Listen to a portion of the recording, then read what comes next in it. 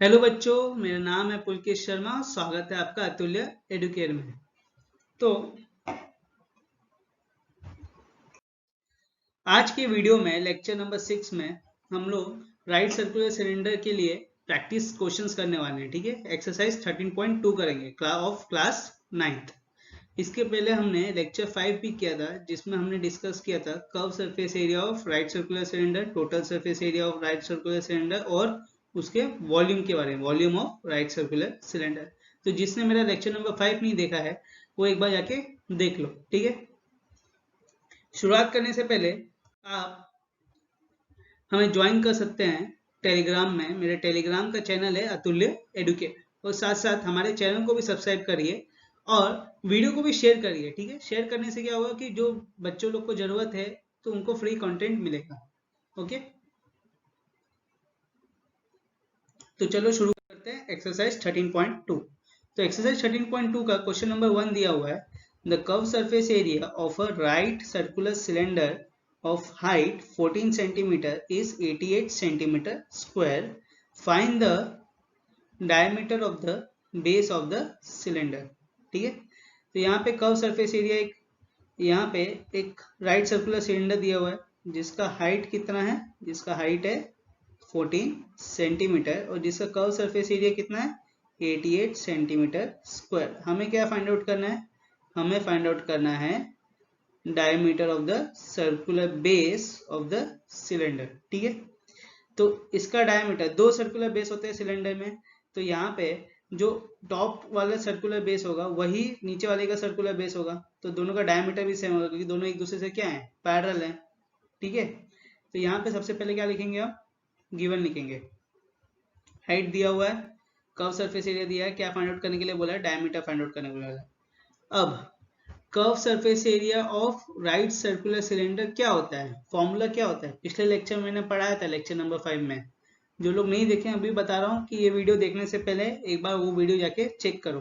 ठीक है, उसमें मैंने बहुत सिंपली बताया कि कर्व सरफेस एरिया क्या होता है, टोटल क्या होता है और वॉल्यूम क्या होता है, और साथ में प्रूफ भी किया। ठीक है, तो यहाँ पे curve surface area of right circular cylinder is 2πr/h। देखो 2 पाई की वैल्यू क्या होगी 22.7, h की वैल्यू क्या है 14 और कर्व सरफेस एरिया दिया हुआ है 88 सेंटीमीटर स्क्वायर। r दिया हुआ है क्या क्वेश्चन में, देखो रेडियस नहीं दिया हुआ है और पूछा क्या है, डायमीटर पूछा है। जब रेडियस ही नहीं पता तो डायमीटर कैसे निकालेंगे, तो सबसे पहले हमें क्या निकालना पड़ेगा, रेडियस निकालना होगा। ठीक है, तो यहाँ पे कर्व सरफेस एरिया कितना दिया हुआ है 88 सेंटीमीटर स्क्वायर, तो सब्स्टिट्यूट करो सबको। So 88 is equal to 2 into 22.7 which is pi into r into 14 which is height। अब यहाँ पे कटेगा, क्या कटेगा, 7 1 जा 7 2 जा। ठीक है, तो आगे क्या होगा 88 is equal to 2 into 22 into 2 into r। Okay, 2 into 22 44, 44 into 2 88, 88 into r। ठीक है, अब यहाँ पे मल्टीप्लाई है, अगर इस साइड जाएगा तो क्या हो जाएगा 88 डिवाइड हो जाएगा, तो आगे क्या आएगा r इज इक्वल टू 88/88, यहाँ पे सिर्फ सेंटीमीटर आएगा। ठीक है, एरिया नहीं निकाल रहे, सिर्फ रेडियस फाइंड आउट कर रहे हैं, is equal to 88/88 will be 1 centimetre. तो रेडियस क्या, अब रेडियस मिल गया हमें 1 सेंटीमीटर, तो डायमीटर कितना हो जाएगा, twice of radius which is 2 into 1 2 centimetre. So the diameter of the base of a right circular cylinder is 2 centimeter. Okay. Now we will move on to the next question, which is question number 2. अब देखो question number 2 exercise 13.2 का दिया हुआ है, it is required to make a closed cylindrical tank of height 1 meter and base diameter 140 centimeter from a metal tank. How many square meters of the sheet are required for the same? तो यहाँ पे देखो क्या पूछा हुआ है, यहाँ पे it is required to make a close cylindrical tank. तो यहाँ पे क्लोज सिलेंड्रिकल टैंक हमें बनाना है, किससे, मेटल शीट से बनाना है जिसका हाइट दिया हुआ है और डायमीटर दिया हुआ है। तो बेसिकली डायमेंशंस दिए हुए हैं, हमें एक मेटल शीट से क्लोज सिलेंड्रिकल टैंक बनाना है। क्लोज मतलब उसके दोनों सर्कुलर बेसेस भी क्या होंगे, बंद होंगे। ठीक है, और हमें ये बताना है कि कितना square metre of area of metal sheet required होगा ये डायमेंशन में राइट सर्कुलर सिलेंडर बनाने के लिए। ठीक है, तो सबसे पहले गिवन लिखेंगे। हाइट कितना दिया हुआ है इसका, हाइट दिया हुआ है इसका 1 मीटर और डायमीटर कितना दिया हुआ है, डायमीटर इज 140 सेंटीमीटर।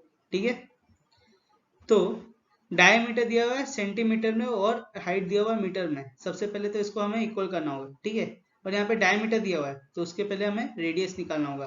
तो रेडियस क्या हो जाएगा, डायमीटर अपॉन 2 होगा। यहाँ पे डायमीटर नहीं लिखा है, ठीक है, यहाँ पे डायमीटर अपॉन 2। तो डायमीटर की वैल्यू क्या है, 140 है, तो 140 अपॉन 2 इज इक्वल टू 70। अब ये सेंटीमीटर में दिया है और हमें आंसर भी किस में निकालना है, स्क्वायर मीटर में निकालना है। एरिया जो निकालेंगे उसका यूनिट क्या होगा, स्क्वायर मीटर होगा, तो इसको फिर कन्वर्ट करना ही पड़ेगा। तो सेंटीमीटर को अगर मीटर में कन्वर्ट करेंगे, स्मॉलर यूनिट को अगर ग्रेटर यूनिट में, लार्जर यूनिट में कन्वर्ट कर रहे हैं तो हम क्या करते हैं, डिवाइड करते हैं। तो यहाँ पे अगर सेंटीमीटर को मीटर में कन्वर्ट करें तो किससे डिवाइड करेंगे, 100 से डिवाइड करेंगे। ठीक है, तो यहाँ पे हो जाएगा 0.7 मीटर। समझ में है?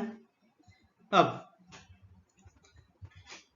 फाइंड क्या करना है हमें, area of the sheet required. अब ये एरिया ऑफ शीट किसके लिए बनाने के लिए, क्लोज्ड सिलेंड्रिकल टैंक। ये क्लोज का मतलब क्या हो गया कि यहाँ पे हमें जो सिलेंड्रिकल टैंक है इसका एरिया निकालना होगा। ये पूरे का area will be equal to the area of the sheet.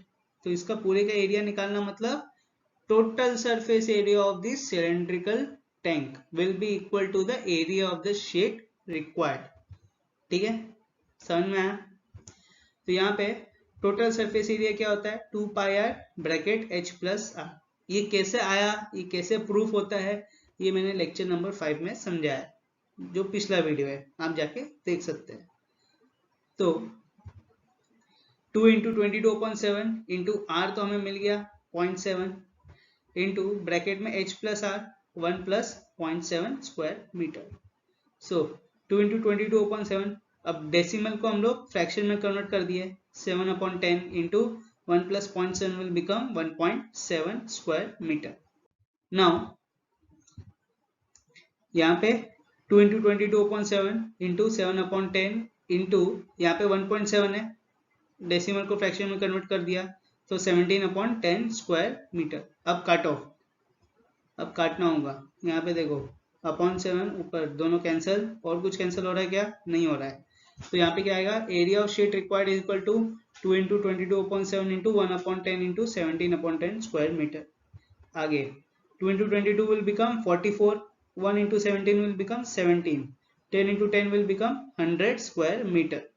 तो 44 into 17 क्या होता है, यहाँ पे 44 into 17 will be 748 upon 100 square meter, which is 7.48 square meter।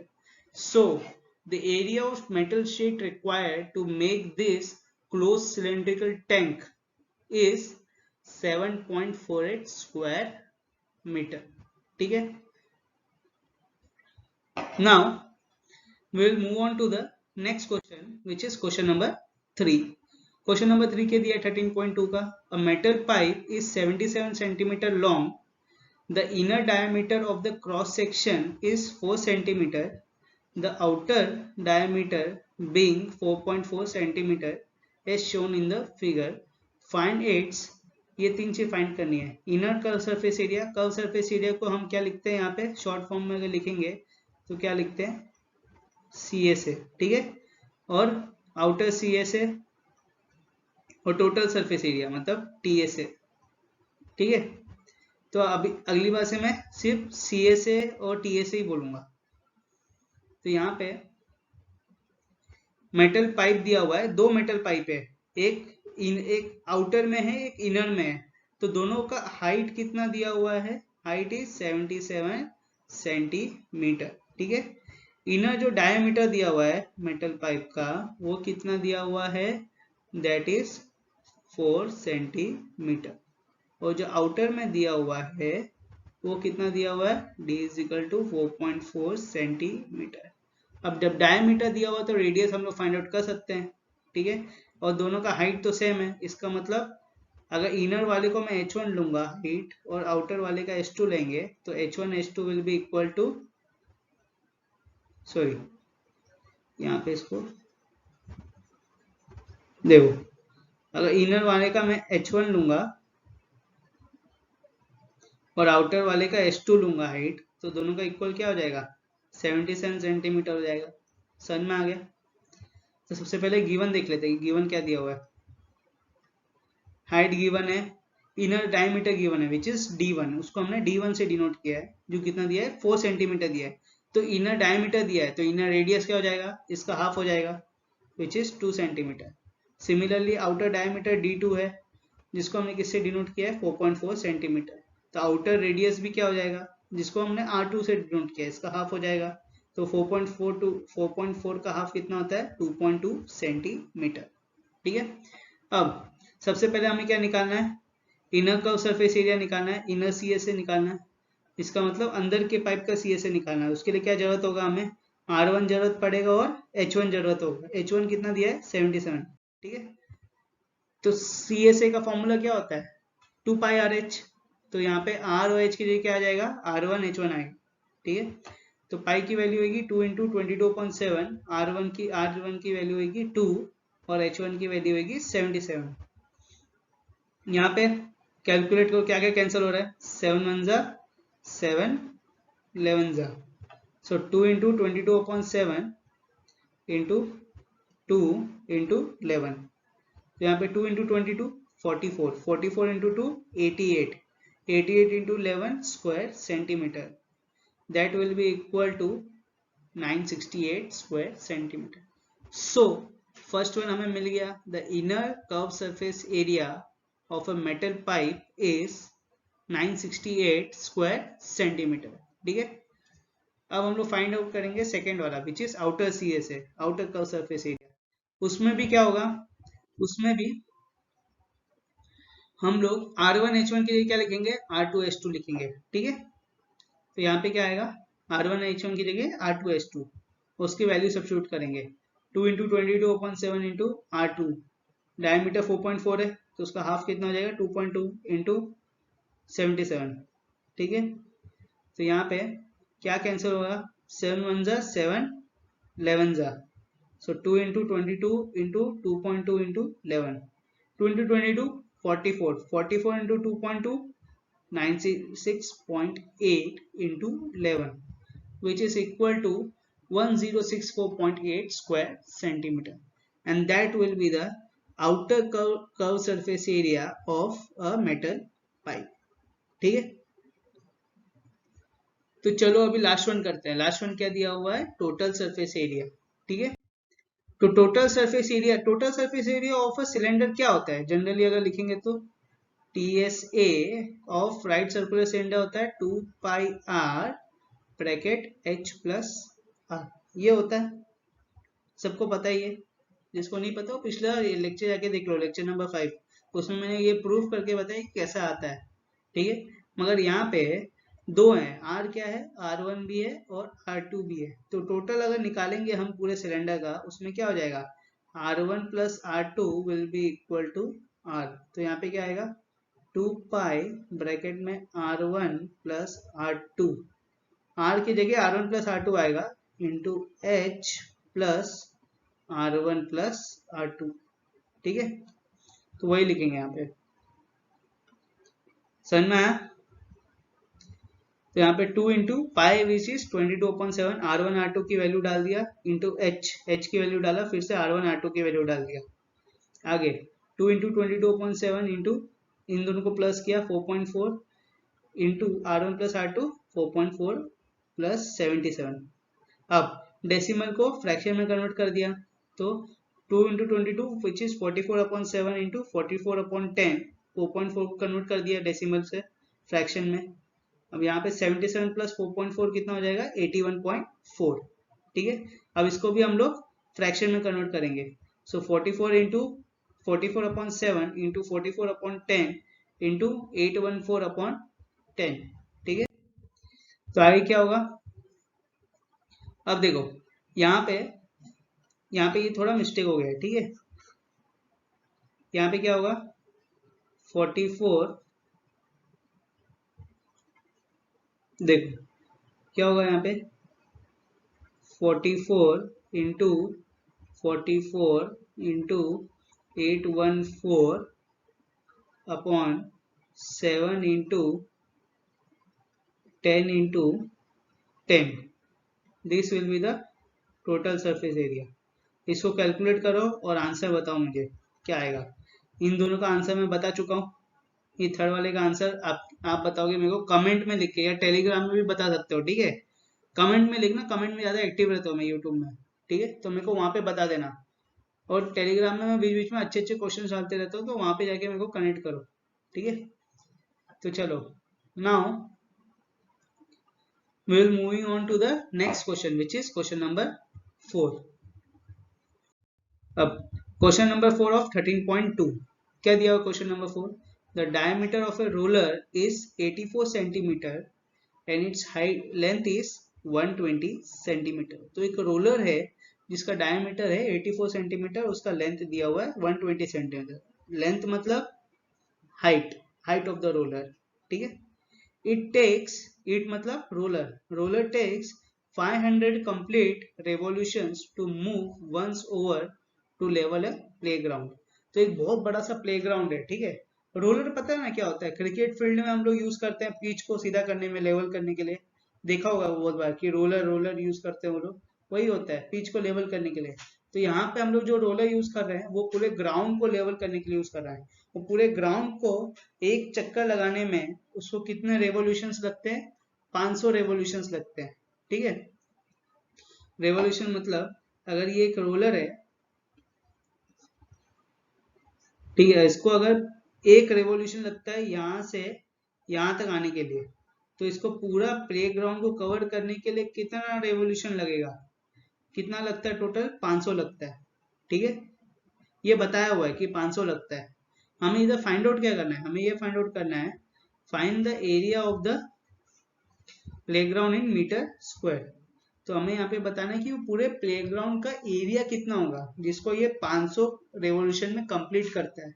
अब देखो यहाँ पे हमें ये बस पता है कि ये 500 रेवोल्यूशन में पूरा प्लेग्राउंड कवर करता है।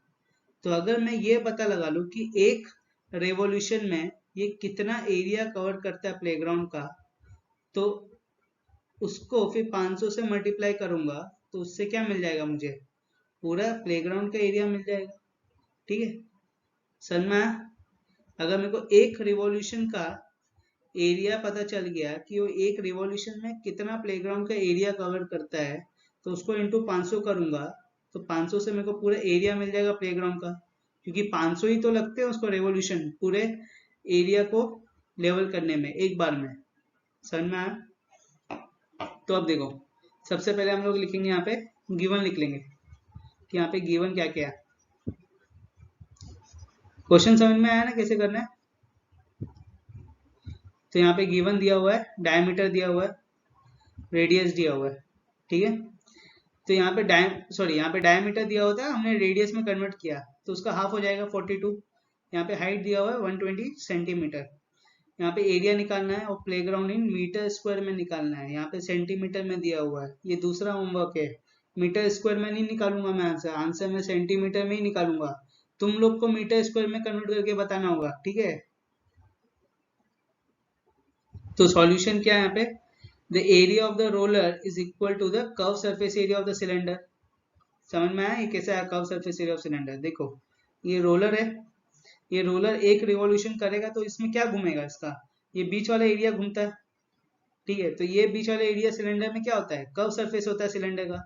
तो the area of the roller will be equal to the curve surface area of the cylinder, ठीक है। अब सबको पता है कर्व सरफेस एरिया क्या होता है, सिलेंडर का कर्व सरफेस एरिया क्या होता है? 2 पाई आर एच। तो लिखो where pi is equal to 22/7, so 2 into 22/7 into 42 into 120। अब कैलकुलेट करो, कुछ कैंसिल हो रहा है क्या? 7 1 जा 7 6 जा, ठीक है। तो आगे क्या आएगा? 2 into 22 into 6 into 120। तो आगे 2 into 22 which is 44, 6 into 120 which is 720। 6 12 जा 72, आगे 0 लगा देना, ठीक है। तो 44 into 720 will become 31,680 square centimetre. इतना एरिया वो कवर करता है एक रिवॉल्यूशन से। तो अगर इसको मैं अभी क्या करूंगा, 500 से मल्टीप्लाई करूंगा, क्योंकि उसको पूरा प्लेग्राउंड कवर करने में कितना रिवॉल्यूशन लगता है, 500। तो अगर एक का मिल गया मेरे को, ज्यादा का चाहिए, तो क्या करते हैं हम लोग, मल्टीप्लाई करते हैं। तो आगे देखो, आगे मैंने बताया area of one revolution of playground इतना मिल गया हमें, 500 का चाहिए हमें, क्योंकि पूरा प्लेग्राउंड का एरिया निकालना है, तो उसको मल्टीप्लाई कर दो, मिल गया आंसर, विच इज 1584 4 बार 0, ठीक है। स्क्वायर सेंटीमीटर, ये स्क्वायर सेंटीमीटर में दिया हुआ है, मुझे किस में चाहिए था, मुझे चाहिए था स्क्वायर मीटर में। तो स्क्वायर मीटर स्क्वायर में क्या आंसर आएगा, ये आप लोग बताओ, ठीक है, कमेंट करके लिखना। अब now moving on to the next question, exercise 13.2 question number 5। क्या दिया हुआ क्वेश्चन नंबर 5 देखो, a cylindrical pillar is 50 centimetre in diameter and height is 3.5 meter. Find the cost of painting the curved surface area of the pillar at the rate of rupees 12.5 per meter square. तो यहाँ पे क्या दिया हुआ है, एक cylindrical pillar दिया हुआ है जिसका डायमीटर दिया हुआ है 50 सेंटीमीटर और जिसका हाइट दिया हुआ है 3.5 मीटर। पहले तो यहाँ पे हमने सेम करना होगा, ठीक है। और आंसर किस में निकालना है, यहाँ पे मीटर स्क्वायर में निकालना है, तो इसका मतलब इसको चेंज करना होगा। आई क्या लिखा है, find the cost of painting the curve surface area of the pillar. Curve surface area क्या होता है पिलर का, पिलर किस फॉर्म में, सिलेंडर के फॉर्म में, तो यहाँ पे कर्व सरफेस एरिया क्या हो गया इसका, ये वाला पार्ट हो गया, ठीक है। इसका हमें कॉस्ट ऑफ पेंटिंग निकालना है। कॉस्ट ऑफ पेंटिंग कैसे निकालेंगे इसका, जब तक इसका एरिया पता नहीं होगा तो कैसे निकालेंगे। तो सबसे पहले इसका हम लोग एरिया निकालेंगे। एरिया मतलब कौन सा निकालेंगे, इसमें हम लोग कर्व सरफेस एरिया निकालेंगे ऑफ दिस पिलर, ठीक है। फिर उसमें तो चलो पहले निकालते हैं। तो यहाँ पे सबसे पहले गिवन लिख लेंगे, डायमीटर दिया हुआ है 50 सेंटीमीटर, उसको कन्वर्ट किया हमने, सेंटीमीटर को मीटर में कन्वर्ट करेंगे तो कितना आएगा 0.5 मीटर। रेडियस कितना हो जाएगा उसका, हाफ हो जाएगा, तो 50/2 will be equal to 25 centimetre which is 0.25 metre. अब हाइट दिया हुआ है 3.5 मीटर, मीटर मीटर में आ गया, क्वेश्चन में सॉल्व करो। So the curve surface area is equal to 2 pi RH, substitute करो, 2 इंटू 22/7 इंटू 0.25 इंटू 3.5, ठीक है। रेडियस निकाला ना अभी इधर 0.25, वही सब्स्टिट्यूट किया है, ठीक है। और हाइट कितना दिया हुआ है 3.5। अब यहाँ पे पहले सबसे पहले तो डेसिमल को फ्रैक्शन में कन्वर्ट करो, उसके बाद क्या क्या कैलकुलेट हो रहा है यहाँ पे, बहुत ईजी है, 7 1 जा 7 5 जा, ठीक है। उसके बाद 5 1 जा 5 2 जा 2 1 जा और इधर 2 2 2 कैंसिल हो गया, यहाँ पे 25 4 जा, ठीक है। यहाँ पे 2 2 जा और 2 11 जा, यहाँ पे क्या आता है हमें 11/2 which is equal to 5.5 square metre, ठीक है, 5.5 स्क्वायर मीटर। समझ में आया, आगे कैलकुलेट किया हुआ है मैंने, यहाँ पे करके दिखा दिया, ये सब कैलकुलेट किया है, एक बार देख लेना, ठीक है, एक बार देख लेना, ठीक है। ये वही चीज किया मैंने कैलकुलेट। तो कितना आया 5.5 मीटर स्क्वायर। अब ये जो मीटर स्क्वायर आया है, हमें क्या निकालना है, इसका कॉस्ट ऑफ पेंटिंग निकालना है, ठीक है। ये पिलर का हमें मिल गया कर्व सरफेस एरिया कितना होता है, मगर इसका कॉस्ट कितना लगा ये थोड़ी ना पता है। तो यहाँ पे क्या दिया हुआ है, 1 मीटर स्क्वायर का कॉस्ट दिया हुआ है 12.5 रुपए विच इज 12.5 रुपीज। तो हमें किसका निकालना है, 5.5 मीटर स्क्वायर का निकालना है। कितना होगा, एक का दिया है ज्यादा का पूछा है, क्या करते हैं हम लोग मल्टीप्लाई करते हैं। जो लोग नए हैं वो एक बार पिछला वीडियो आके देख लेना मेरा, समझ में आ जाएगा, ठीक है। तो 5.5 इंटू 12.5, आंसर क्या आएगा इसका The answer will be 68.75 rupees. So the cost of painting the curved surface area of the cylindrical pillar, which is 5.5 meter square, the cost will be 68.75 rupees. समझ में आ गया? ठीक है. अब नेक्स्ट, तो बच्चों अभी हम लोग करेंगे question number 6 of exercise 13.2. Question number 6 says the curved surface area of a right circular cylinder is 4.4 meter square if the radius of the base of the cylinder is 0.7 meter. Find its height. तो यहाँ पे एक circular cylinder है, ठीक है, जिसका curve surface area कितना है 4.4 मीटर स्क्वायर और जिसका रेडियस कितना दिया हुआ है, रेडियस इज 0.7 मीटर. हमें क्या फाइंड आउट करना है, हमें हाइट फाइंड आउट करना है. ठीक है, तो सबसे पहले हम लोग गिवन लिख लेंगे और हाइट फाइंड आउट करना है. ये तो सिंपल सा क्वेश्चन है. कर्व सरफेस एरिया का फॉर्मूला क्या होता है 2 पाई आर एच. इसमें कर्व सरफेस एरिया दिया हुआ है हमें, पाई की वैल्यू 22/7, आर की वैल्यू 0.7 इंटू एच. सब मीटर में दिया हुआ है तो कोई टेंशन की बात भी नहीं. तो यहाँ पे 4.4 इज इक्वल टू 22/7 इंटू 0.7 को डेसिमल को फ्रैक्शन में कन्वर्ट कर दिया 7/10 इंटू एच. अब कैलकुलेट करो, यहाँ पे 7 कैंसिल, या उस साइड ले जाके भी कैंसिल कर सकते हो. 44/10 is equal to 44/7 into 7/10 into H. ठीक है, यहाँ पे कर सकते हो. देखो 7 कैंसिल हो जाएंगे तो क्या बचेगा 44/10 is equal to 44 into 1/10 into H. तो इधर मल्टीप्लाई है, इस साइड जाएगा तो क्या हो जाएगा, वो डिवाइड हो जाएगा. और ये इस साइड डिवाइड है, 1/10 है ये, तो 1/10 उस साइड जाएगा तो क्या हो जाएगा, मल्टीप्लाई बाय 10 होगा. तो यहाँ पे क्या आएगा 44/10 into 1/44 into 10 is equal to H. Cancel हो गया सब. तो height of the right circular cylinder is 1 metre. 1 metre height है उसकी. ठीक है, सर मैं यही सब सॉल्व किया यहाँ पे. Okay, now moving on to the next question which is question number 7. Question number 7 क्या बोल रहा है, the inner diameter of a circular well is 3.5 meter and it's 10 meter deep. Find the, दो चीज फाइंड आउट करनी है. सबसे पहले क्या दिया हुआ है, inner curve surface area find out करना है, उसके बाद सेकेंड वाली चीज फाइंड आउट करना है. सबसे पहले हम पहले वाली चीज देखते हैं. ठीक है, तो यहाँ पे क्या दिया हुआ है, एक सर्कुलर वेल दिया हुआ है. ठीक है, तो यहाँ पे गलती से हो गया. तो यहाँ पे देखो, यहाँ पे एक सर्कुलर वेल दिया हुआ है.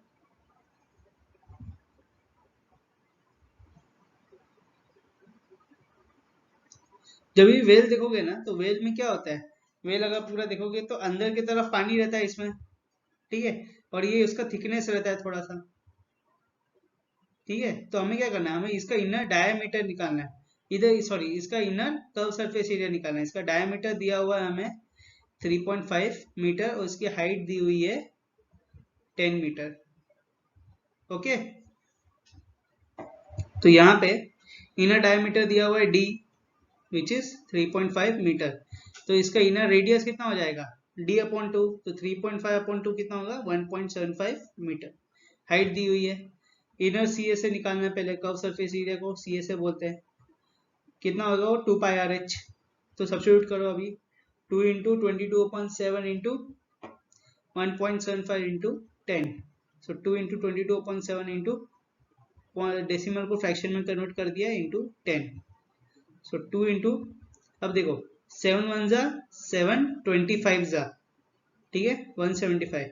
तो 2 इंटू 22 इंटू 25/100 इंटू 10. यहाँ पे 0 0 कैंसिल हो जाएगा. यहाँ पे 5 5 जा 5 2 जा 2 1 जा 2 2 कैंसिल. तो इधर क्या आया 22 into 5 which is equal to 110 square metre, ठीक है, यहाँ पे स्क्वायर मीटर आएगा। ओके, समझ में आया?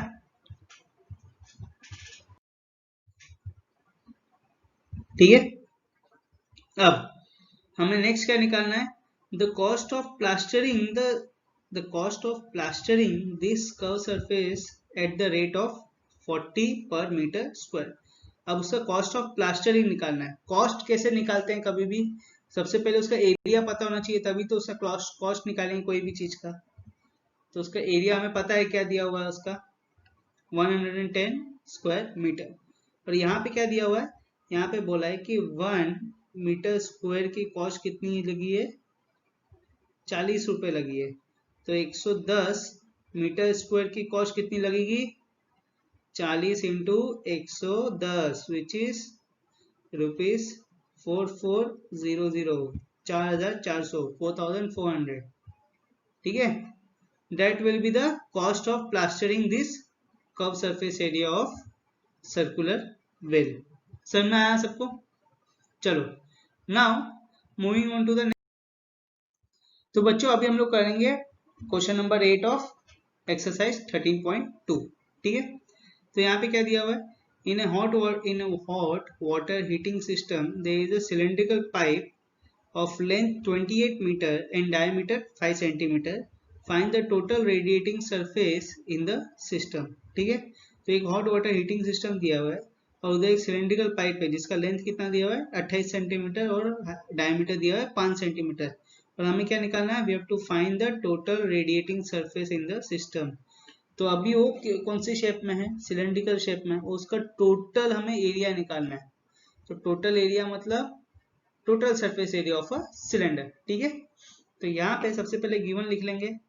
अब देखो यहाँ पे जो लेंथ दिया हुआ है, लेंथ मतलब हाइट, वो किस में दिया हुआ है, मीटर में दिया हुआ है। और यहाँ पे जो डायमीटर दिया है वो किस में दिया है, 5 सेंटीमीटर में दिया है। तो पहले मीटर को हमें सेंटीमीटर कन्वर्ट करना पड़ेगा, और डायमीटर जो दिया हुआ है उसको दोनों में से कोई किसी एक को कन्वर्ट करना, ठीक है। या तो इसको मीटर में कन्वर्ट कर दो या तो इसको सेंटीमीटर में कन्वर्ट कर दो। उसका डायमीटर को जो दिया हुआ है सेंटीमीटर में, इसको अभी डायमीटर को हमें रेडियस में रेडियस निकालना होगा इसका। तो रेडियस क्या हो जाएगा, half of diameter which is 2.5 centimetre. अब टोटल सरफेस एरिया क्या होता है सिस्टम का, टोटल सरफेस एरिया क्या होता है सिलेंडर का, 2πr bracket h plus are. तो यहाँ पे 2 इंटू 22/7 इंटू 2.5 ब्रैकेट में 2800 प्लस 2.5। तो यहाँ पे 2 इंटू 22/7 इंटू 25/10 इंटू इन दोनों को प्लस किया तो 2802.5। सिमिलरली यहाँ पे भी 22/7। अब देखो यहाँ पे हमने 2 1 और 2 5 5 1 5 5 तो ऊपर क्या बचेगा यहाँ पे 22/7 इंटू 5 इंटू 28,025/10 ये बचेगा। और इसको 5 से करो तो 5 2 यहाँ पे इसको डिवाइड करो तो कितना आएगा 5 5 तो 5 5 5 25। तो इधर क्या आएगा 3 और ये नीचे 0 आएगा तो 5 6 30। यहाँ पे नीचे 2 आएगा, यहाँ पे ऊपर 0 चले आएगा और फिर नीचे 5 आएगा। यहाँ पे क्या आएगा 5 5 25, ठीक है। तो कितना आया इधर आया 22/7 इंटू ये चीज लिख रहा हूँ, ठीक है, इधर इंटू 5 इंटू 5605/2। इधर 2 1 2 11 अब ये 7 से डिवाइड हो सकता है क्या, 7 8 56 नहीं हो सकता। तो इसको अभी लिखो 5605 इंटू 5/7। इसका आंसर किस में आएगा, स्क्वायर सेंटीमीटर में आएगा, ठीक है। अब ये कैलकुलेट करके तुम लोग बताओ कि कितना आएगा, ठीक है। अब इसका मैंने एक और क्वेश्चन किया है स्क्वायर मीटर में, स्क्वायर मीटर का आंसर मैं बता दूंगा कितना आया है, ठीक है। इसका आंसर तुम लोग बताओ कितना आएगा। अब देखो यहाँ पे 2πRH स्क्वायर मीटर में कर रहे हैं हम लोग, ठीक है। तो यहाँ पे कैलकुलेट करेंगे तो क्या होगा 2 इंटू 22/7, और यहाँ पे अभी मीटर में कर रहे हैं, इसका मतलब जो डायमीटर था 5 सेंटीमीटर उसको हमने रेडियस में कन्वर्ट किया 2.5 सेंटीमीटर। अब सेंटीमीटर को हमें मीटर में कन्वर्ट करना है, तो यहाँ पे क्या हो जाएगा, यहाँ पे डिवाइडेड बाय 100 होगा। तो यहाँ पे 2.5 अगर डिवाइडेड बाय 100 करेंगे तो क्या होगा, ये पॉइंट और 2 शिफ्ट होगा यहाँ पे, तो कितना आएगा 0.025, ठीक है, metre. This will be the radius. तो वही हमने सब्स्टिट्यूट किया इधर, और हाइट तो दिया हुआ था मीटर में तो वही लिख दिया। तो यहाँ पे 2 इंटू 22/7 इंटू 25, अब यहाँ पे डेसिमल में, इसको फ्रैक्शन में कन्वर्ट किया, अपॉन 1000 इंटू 28। उसके बाद 25, यहाँ पे 25 फोर जा क्या होता है, 25 फोर जा 100, तो 25 40 जा क्या हो जाएगा 1000 हो जाएगा। तो यहाँ पे 25 1 जा 25, 40 जा 1000, तो 1/40 आ गया, ठीक है। तो यहाँ पे क्या आएगा आगे, आगे देखो 7 1 जा और 7 4 जा, तो यहाँ पे क्या बचा 2 इंटू 22 इंटू 1/40 इंटू 4, तो 4 1 जा 4, 10 जा 1/10 बचा, यहाँ पे 2 1 जा 2, 5 जा, तो आखिरी में क्या बचा, आखिरी में यहाँ पे लिख रहा हूँ, ठीक है, 22/5 बचा। तो इसको डिवाइड करो कितना आएगा, 5 4 जा 20, इधर पॉइंट आएगा 305, सॉरी 5 4 जा 20, ठीक है। तो इसका आंसर आएगा 4.4। देखो आगे कैलकुलेट करेंगे इसको, so we will get 4.4 square, sorry 4.4 यहाँ पे गलत लिखा है, मीटर स्क्वायर, ठीक है, समझ में आया। तो जो सेंटीमीटर वाला था उसका आंसर मेरे को बताना, ठीक है। तो चलो now moving on to the next question. तो बच्चों अभी हम लोग करेंगे question number 9 of exercise 13.2। Question says the lateral or a curved surface area of a closed cylindrical petrol storage tank that is 4.2 meter in diameter and 4.5 meter height। तो यहाँ पे हमने एक क्लोज्ड पेट्रोल का स्टोरेज किया हुआ है एक सिलेंडर में, जिसका डायमीटर कितना दिया हुआ है 4.2 दिया हुआ है, हाइट दिया हुआ है 4.5। तो इसका हमें क्या निकालना है, लेटरल और कर्व सरफेस एरिया निकालना है, मतलब basically curve surface area of cylinder निकालना है, ठीक है। तो गिवन दिया हुआ है डायमीटर 4.2 मीटर, डायमीटर का डायमीटर दिया हुआ है, ठीक है। तो रेडियस कितना हो जाएगा, हाफ हो जाएगा 2.1 मीटर। उसके बाद हाइट दिया हुआ है 4.5 मीटर, सब मीटर्स में दिए हुए हैं। तो फिर कर्व सरफेस एरिया किस में आएगा, स्क्वायर मीटर में आएगा, ठीक है। तो उसका फॉर्मूला क्या होता है 2πRH, जैसे कि आपको पता है। तो यहाँ पे 2 इंटू 22/7 इंटू 2.1 इंटू 4.5, ओके। उसके बाद जो डेसिमल में दिया हुआ उसको फ्रैक्शन में कन्वर्ट कर दिया। अब उसके बाद यहाँ पे देखो क्या क्या कैंसिल हो रहा है, 7 1 जा 7, 3 जा, फिर उसके बाद 5 9 जा 45, 5 2 जा 10, यहाँ से 2 2 कैंसिल हो गया। तो क्या बचा यहाँ पे बचा 22 बचा इंटू 3/10 इंटू 9।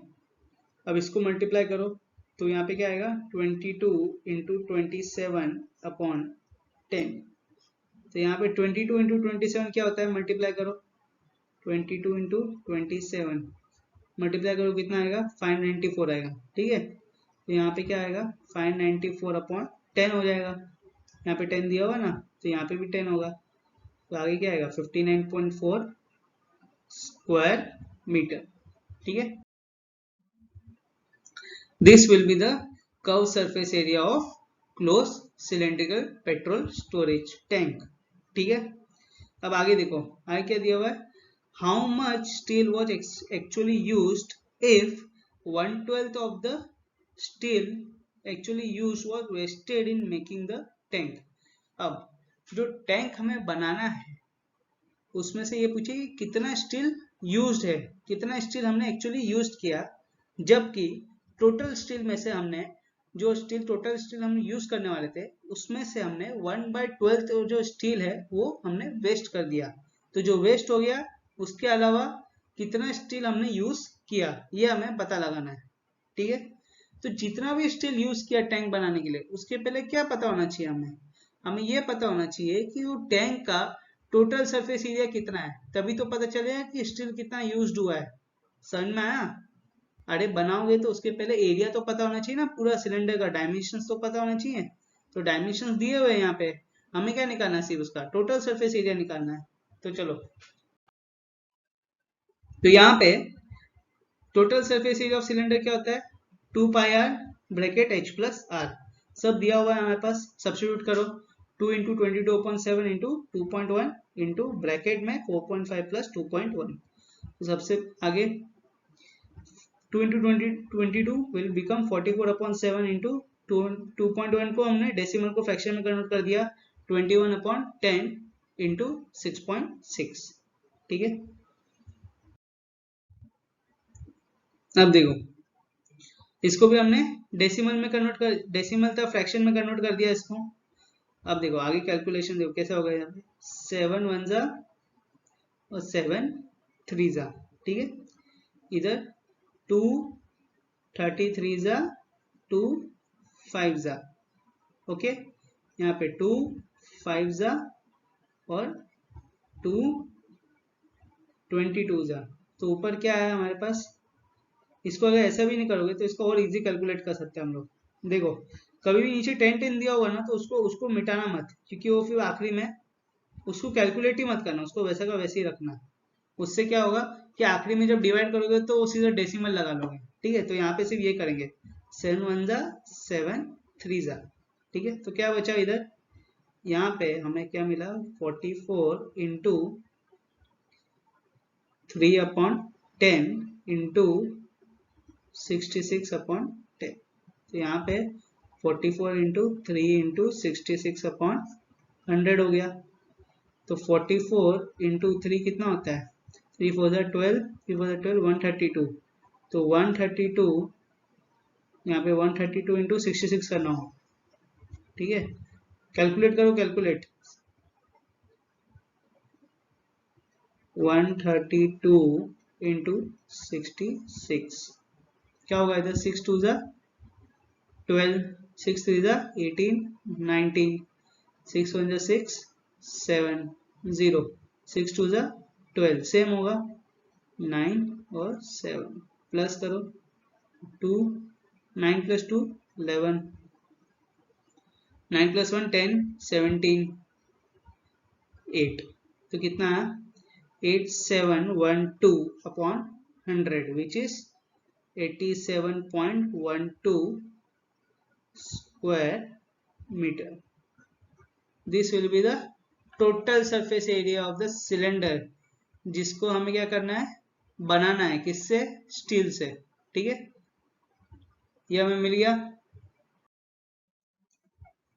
अब देखो क्वेश्चन में एक्चुअली पूछा गया, क्वेश्चन में ये पूछा कि कितना स्टील एक्चुअली में यूज्ड हुआ, जबकि 1/12 ऑफ द स्टील क्या हो गया, वेस्ट हो गया। तो हमें ये पता होना चाहिए कितना स्टील हमारे पास रिक्वायर्ड था पहले। ठीक है, कितना स्टील हमारे पास था पहले, तो कितना स्टील था उसको हमने कंसीडर किया है x, और उसमें से कितना वेस्ट हो गया, 1/12 हो गया, तो वेस्टेड का क्या हो जाएगा, x/12 हो जाएगा। ठीक है, समझ में आया? अब देखो आगे, अब हमें क्या निकालना है, हमें निकालना है कि कितना स्टील हमारे यूज्ड हुआ है। तो steel used is equal to, steel use मतलब कितना हो गया, देखो तो यहाँ पे the amount of steel required, जितना रिक्वायर्ड था उसमें से वेस्ट हो गया, तो कितना बचा उतना ही तो उसका टोटल सरफेस एरिया हो जाएगा। तो that will be equal to the total surface area of the tank.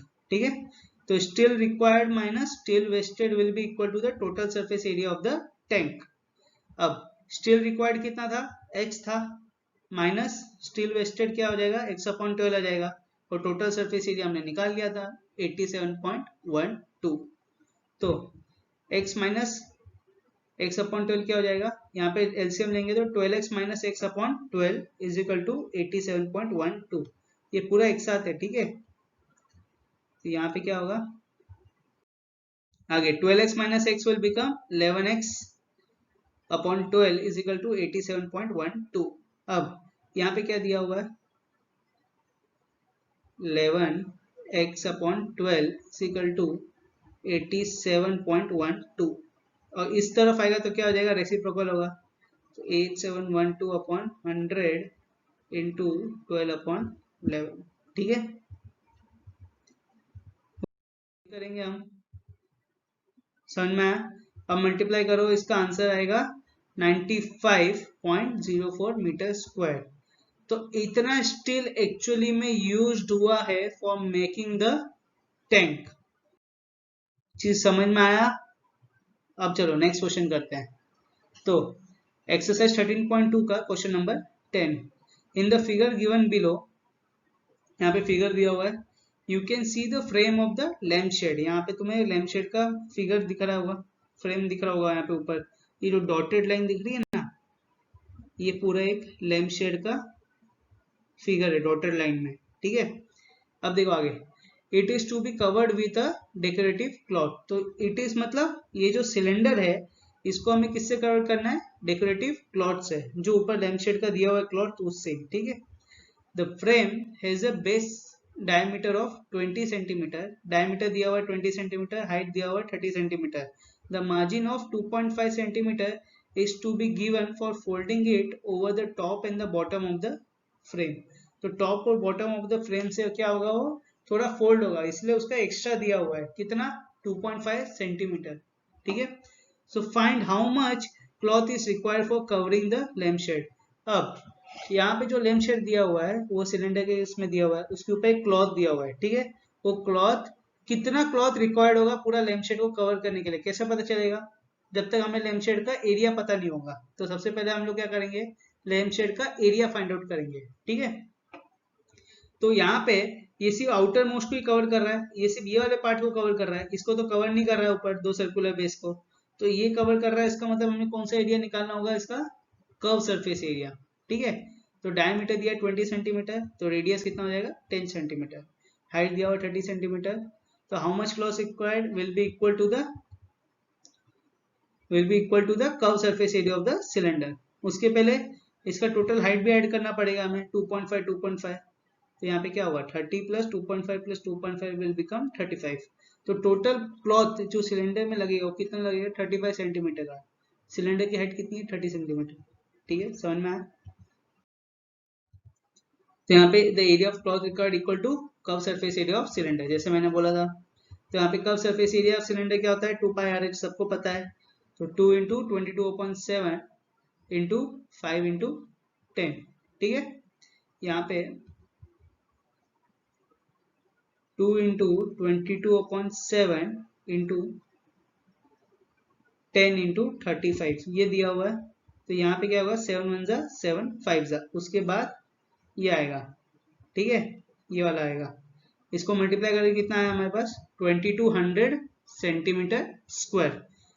That much cloth will be required to cover this cylinder.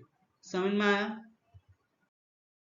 तो बच्चों अभी हम लोग करने वाले हैं क्वेश्चन नंबर 11 ऑफ एक्सरसाइज 13.2। ये सबसे लास्ट क्वेश्चन है ये एक्सरसाइज का। अभी तक हमने 10 क्वेश्चन कर चुके हैं, सबको समझ में आ गया कैसे क्वेश्चन को अप्रोच किया जाता है। कैलकुलेशंस में ध्यान देना ही है, कैलकुलेशंस खुद से करो, ठीक है।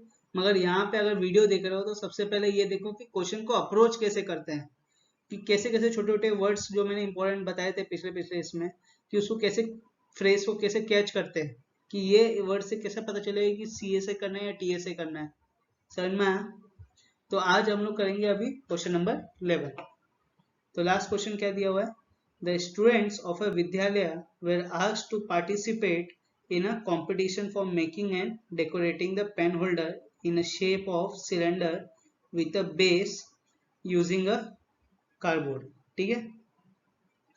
each pen holder was to be of radius 3 cm and height 10.5 cm। तो यहाँ पे पेन होल्डर का हमें डायमेंशंस भी दे दिए। आई क्या बोला है, द विद्यालय was to supply the competitor with cardboard। if there were 35 competitors, how much cardboard was required to be bought by the competitor। तो यहाँ पे बेसिकली बताना है कि कितना कार्डबोर्ड रिक्वायर्ड होगा कंपटीशन के लिए। ठीक है, टोटल कॉम्पिटिटर कितने हैं, 35 है। तो यहाँ पे एक पेन होल्डर दिया हुआ है जिसके डायमेंशंस दिए हुए हैं। ठीक है, ये पेन होल्डर है। पेन हम कहाँ से रखते हैं, ऊपर से रखते हैं पेन। इसका मतलब जो ऊपर का सर्कुलर बेस है वो क्या होगा, वो ओपन होगा, और ये बीच का कर्व सरफेस एरिया है उसको लेंगे और नीचे का जो सर्कुलर बेस है उसका एरिया लेंगे, इन दोनों को प्लस करेंगे। ठीक है, ऊपर का नहीं लेंगे कि ऊपर का क्या होता है, ओपन होता है। तो यहाँ पे क्या बताना है, यहाँ पे हमें बताना है कि कितना कार्डबोर्ड हमें रिक्वायर्ड होगा। तो अगर, और कितने कॉम्पिटिटर है यहाँ पे, 35 कॉम्पिटिटर है।